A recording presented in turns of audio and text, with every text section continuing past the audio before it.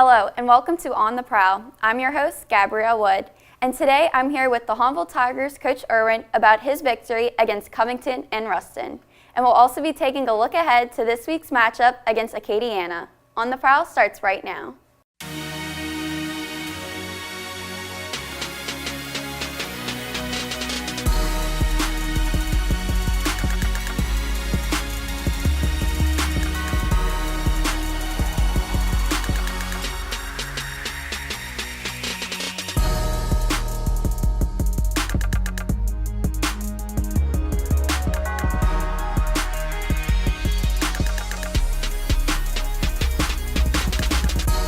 Welcome back to On the Prowl. I'm here with the Hahnville Tigers coach Irwin. Hi Coach Irwin, how are you doing today? How you doing? Good, thank you.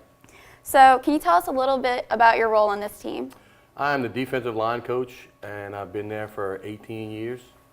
I have a few other duties. Take care of the video and the sideline. So your team pulled 2 upsets in the last 2 rounds of the playoffs. How does it feel to be able to prove these people wrong who are having little faith in Hahnville moving forward? At Hahnville, we really didn't think there were upsets. The way our kids work, we had some setbacks in the beginning of the year, but our kids proved to everyone that we are a top 1-2 team in the state of Louisiana. All right, now let's take a look at Ruston's highlights.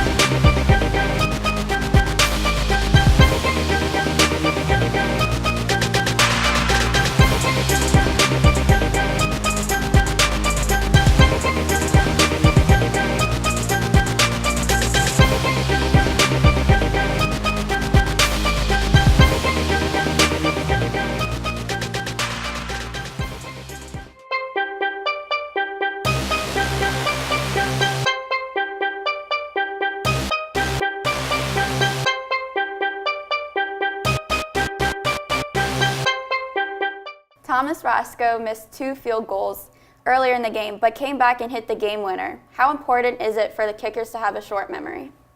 Coach Salt makes sure that the kids are put in situations that are stressful during the week, and they do miss field goals during the week, and Coach Salt reminds them that you will have to win a game one day. And Thomas Rasco actually kicked the winning field goal for this game.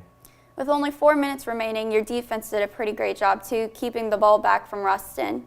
Can you explain some of the key plays on the defensive stand? Logan Robert had a great play for the last drive, and he tackled the kid inbounds, and that was the key play to keep the clock running.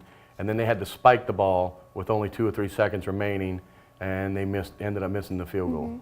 Thanks, Coach. We're going to take a short break, but when we return, we'll take a look at Hahnville's highlights against Covington.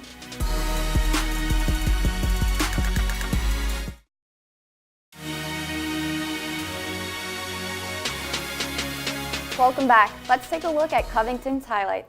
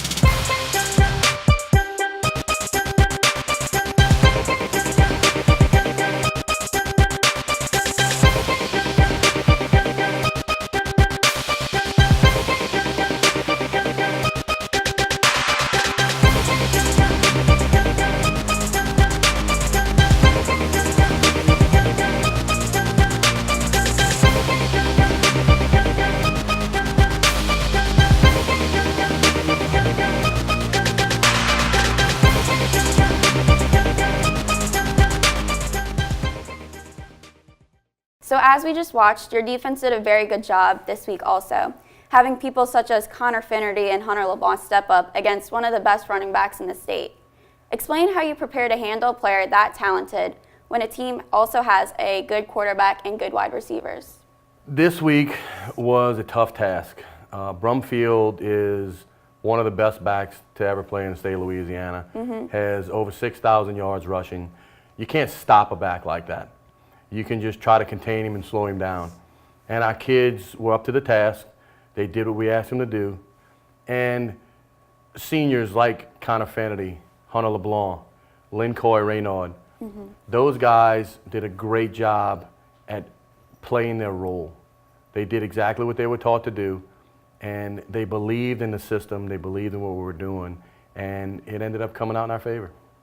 If Devin Brumfield is one of the top 2 backs in the state, Puka is definitely the other. This was his 3rd straight 300-yard rushing game, and he really came out on top of that matchup.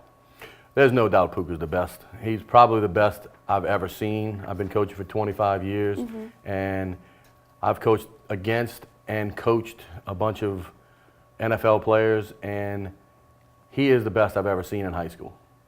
Puka was also held to just over 100 yards in the first half, but we saw Jaquan Jackson really have his shining moment, one of his best performances of the season, with 3 touchdowns that took some of the pressure off of Puka when Covington was trying to shut him down.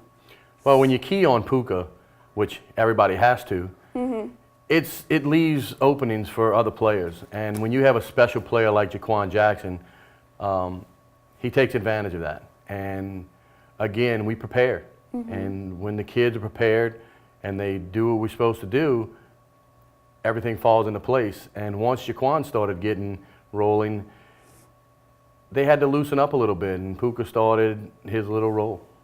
Thanks, Coach. We're going to take a short break, but when we return, we'll take a look ahead at Hahnville's game against Acadiana.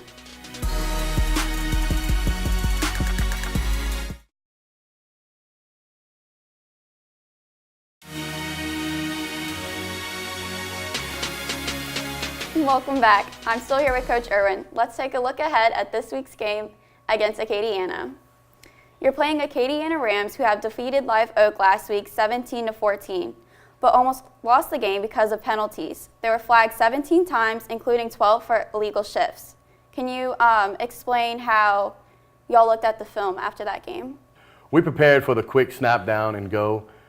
So it's a tough task to go against that, because their pad level is always really low, and it's a daunting task for a defensive line.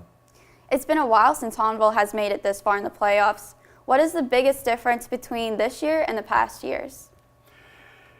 I was on the staff in 2005 when we went to Acadiana and lost to Acadiana in the semifinals. And this year, our kids are really prepared. They believe in themselves, they believe in our system, they believe in each other, and that's the biggest thing. And what impact has the senior group made on you, regardless on What impact has the senior group made on you, regardless of the outcome this week? The senior group became leaders this year. In the past, it was tough to have a leader, and in my situation, I have Lincoln Raynaud, who exemplifies leadership in every way. When we do any drill, he runs to every drill, and he makes sure the young kids follow his lead, and that's good for the future. You can keep up with us on our Instagram and Twitter at Press the Play. That'll do it for this week's edition of On the Prowl. I'm your host, Gabrielle Wood, and we'll see you next week.